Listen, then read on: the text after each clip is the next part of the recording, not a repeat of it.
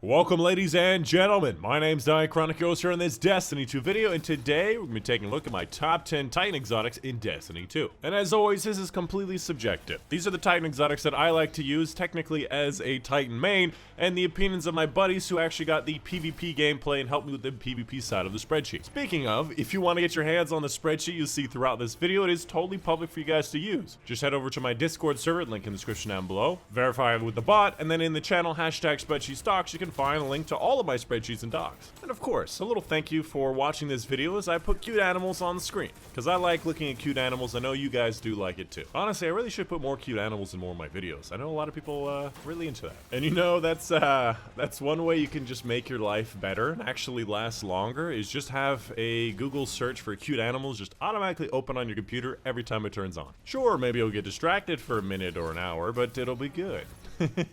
Moving on, let's go ahead and get into it. On screen right now, this is my spreadsheet. All of its beautiful dark theme, color-coded images, ranks for PvE and PvP goodness for all the different exotics, including the top 10, honorable mentions, and everything else. As well as this little thing down here. I don't really know what I'm doing with this, but I thought it was interesting. So first up, we're gonna go through all of the top 10 in reverse order. After that, we're gonna go through all of the unranked items, very briefly talk about why they got the score they are. I would highly recommend you do actually watch this section. A lot of people are gonna skip this, but it does tell you about it. First of all, a lot of exotics that are actually really good. I can only pick 10 for the top 10. There's going to be plenty that's 11 to 15, even 15 to 20 that are actually really nice. And furthermore, exotics that are just a lot of fun to use. Things that may not have high efficacy in the top level play, but are just really damn fun. Moving on, let's go ahead and get into the honorable mention, Hallowfire Heart. An exotic that if I had to place it would probably be at number 11. Now, this one is specifically at the honorable mention because of the changes to hammer this season. That is the middle tree throwing hammer that gave it 50% more PvE damage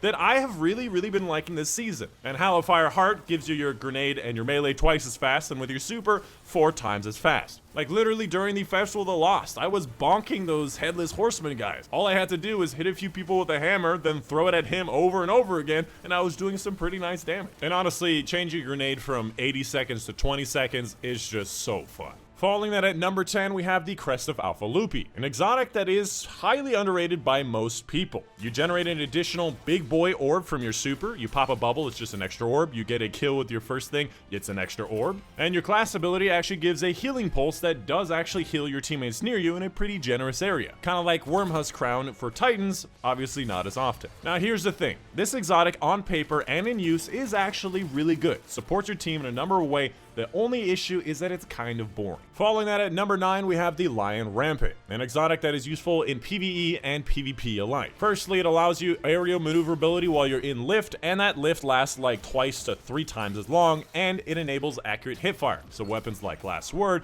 DMT, hipfire exotics, shotguns are all really good with this particular exotic. In PvP, you can defensive float above doorways for a much longer period of time than people expect, and in PvE, you can get through those jump puzzles, and also technically Lion Rampant over the long run is faster than Dune Marcher because you're in lift for longer. And let me tell you, Lion Rampant with a sword and catapult, you can stay in the air horizontal for like a full minute. It's kind of crazy. It's definitely an exotic you need to have just because there's so many things that you want it for. Following that at number 10, we have these Synthoceps. If you go to the gym, you need one of these. Furthermore, in PvP, it has like double the melee range, even farther or equal to Phidian Spaith Warlock melees, and you also do more damage the more enemies are around you. Using it with things like Juggernaut allows you to heal off of your damage and do more damage to one-shot enemies with it, and in PvE, you want the super damage, allowing your super to do 50+% more damage with more enemies around you. And in Grandmasters, and yes, I have used this in Grandmasters, this can mean the difference of getting a kill in one melee attack or not. It's one of those exotics that is always useful no matter what you're doing. Following that at number 7, we have the Aeon Safe. And this is true for pretty much every Aeon exotic in the game. It is really nice because you can spawn in heavy ammo for your teammates and special ammo for your teammates, and they don't even need to have Aeon equipped. On top of that, the other 90% of the exotic is also really nice. A number of bonuses to your weapons, to your super, to your healing, to your different abilities, to all of your teammates stuff. It's just a great exotic as a default for Grandmasters if you need somebody that doesn't care about their exotic, like a Revenant Hunter or perhaps a Stasis Warlock. This exotic is good as a default. Following that at number 6, we have the Heart of Inmost Light, allowing you to use your abilities, Grenade, Melee, and Barricade, to empower your other abilities to do more damage or have more health, and also recharge faster. Again, another exotic that's just always useful. Any build that requires or depends on having your abilities, if it's not for solar, this exotic is gonna be the best option. And even then, for solar, maybe you want fusion grenades that one-shot in PvP, this exotic can do that too. Moving on, coming up at number 5, we have the Ursa Furyosa, an exotic that was at number 1 last season and is still an amazing, probably one of the best Grandmaster options that Titan can use these days to defend your teammates, spawn in orbs,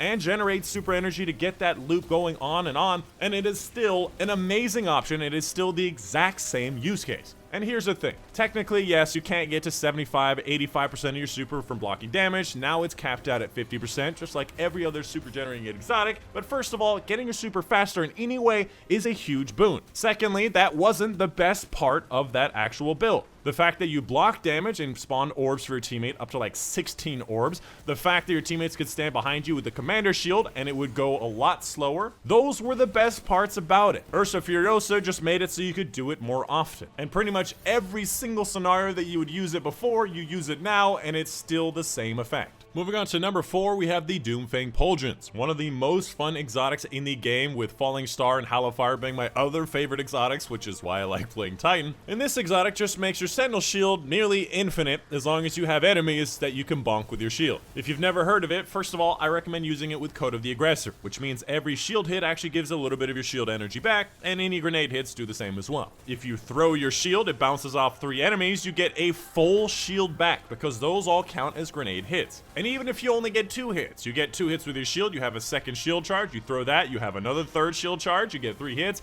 you get another shield charge, and all of a sudden you're still at 100% of your super and you've killed like 15 different enemies. And if you do run out of shields, you go up and melee kill 1 enemy, you get your shield, and you start doing it all again. And keep in mind that I actually have and do use this for Grandmaster Nightfall. So you have a good melee option with AoE hits and a stun effect. You have a range option in the form of the shield. And thirdly, you have a defensive option. You can actually block damage and spawn orb for your teammates. TLDR, don't sleep on Doomfang. It's amazingly fun and amazingly awesome. Moving on to number 3, we have the Dune Marchers. You've probably seen this in the Crucible, where a Titan just runs up to you, punches you once, you get shocked by electricity, a teammate 15 meters away gets shocked by electricity, a dead ghost 15 meters gets shocked, and then it like does a little spinner thing and everybody dies. That's Dune Marcher in a nutshell, and also makes you go faster. Which, if you didn't know, the Warlock and Hunter have their movement exotics at number 1 as well, Stompies and Transversive. So another exotic where you should keep in mind that not only does it shock enemies through walls, around corners, or off of dead ghosts multiple different times, you also move faster, which is really good. And following that at number 2, the only other PvP exotic that is better than Dune Marchers for the Titans is going to be One-Eyed Mask, an exotic that most people know, most people's dreams are haunted by. The fact that you can see enemies with the highlight is nice, the fact that you get an overshield when you kill them is nice, and the cooldown between vengeance is also pretty generous. And finally, it's universal. You can use it on every single different subclass. Getting an overshield is always going to be useful, and I would also recommend it for PvE. If you find that you die a lot, don't die, use One-Eyed Mask.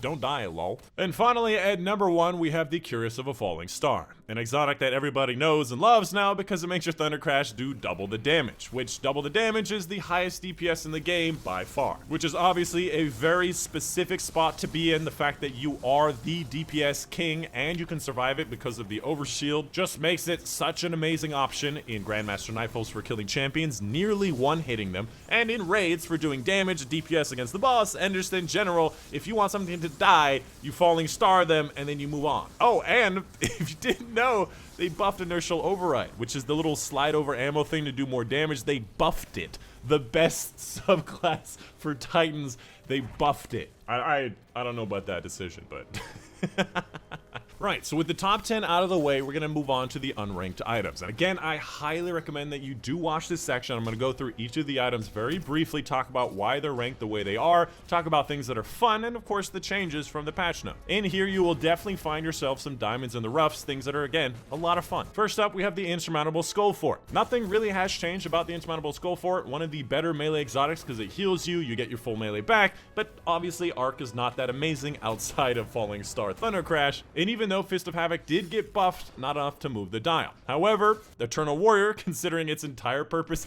is Fist of Havoc, it did move the dial. More damage and less energy use from your Fist of Havoc is really nice for this. However, it is just a swappable exotic. The Helm of Saint 14, an exotic that does have some good uses, making it so your bubble is a good safe haven, allowing you to take that overshield out. However, most of the time people use it in raids, there's no purpose because you have a well. And furthermore, Ursa has taken over the duty of Helm of Saint 14. Capri's Horn technically can kill a garden with both hits of the fire thing, but it's so hard to aim, and who is actually going to die to the second hit? Mask of the Quiet One, very inconsistent and only technically gives you full health, not health and shields, and the ability regeneration is okay. Precious Scars actually got a buff this season, made it maybe a little bit more complicated, but decently easy to do, and did actually get a buff to the score as well, but not enough to really move the dial. ACD Feedback Fence, technically giving you a pretty good damage resistance to everything after being meleeed, but usually by the time you're getting meleeed, you're dead. Ashen Wake, another really fun exotic, allowing you to combine the Roaring Flames to one-shot enemies in PvP, and in PvE, it's just not dependable because you never really know when your fusion grenade is going to kill an enemy.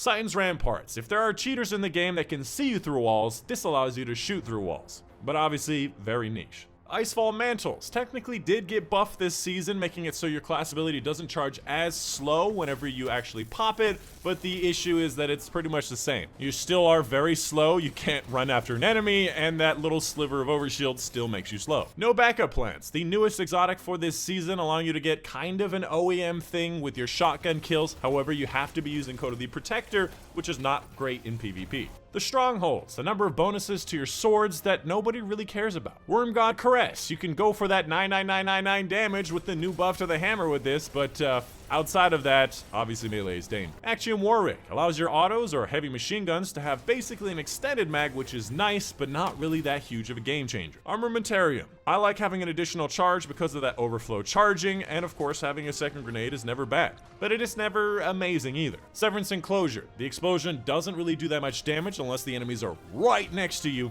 and furthermore, finishers and melees are dangerous. Antaeus Swords, first of all, improving your slide, making it a little better, and after sprinting for a short time, you get that reflection, which is also pretty great. However, very limited if you don't get it right away. MK44 Stand Asides. I personally don't really like this exotic because it's kind of just a poor man's everything. It is universal to the light subclasses, but it's not really amazing in any way. The Path of the Burning Steps. It's somewhat complicated, but once you get it going, it does help, but not really a difference maker. The Peacekeepers, a number of bonuses to your SMGs that you really just don't care about. Peregrine Greaves, technically allowing you to one-shot any enemy super in the game in PvP, including a Titan in his bubble, but by the time you need it, you can just swap to it. And finally, Phoenix Cradle, another exotic that's actually pretty damn good, allowing that Sun Warrior to your teammates and lasting twice as long, Sun Warrior being a nice damage bonus, but again, a little niche, and solar is not that great. And of course, if you did disagree with anything in this video, please let me know in the comments down below so that I can make the best spreadsheet possible for next time. And furthermore, if you like the spreadsheets and you like the work that I do here on the channel, please consider checking out my Patreon, because truly without your help,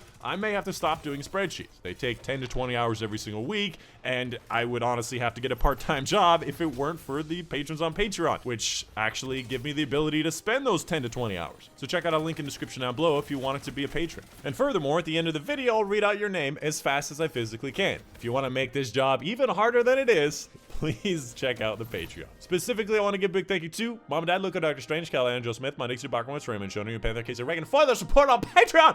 Damn, reading off that list is my That's it. Hope you guys did enjoy. My name's Ichronic, and I'll see you guys on the next one.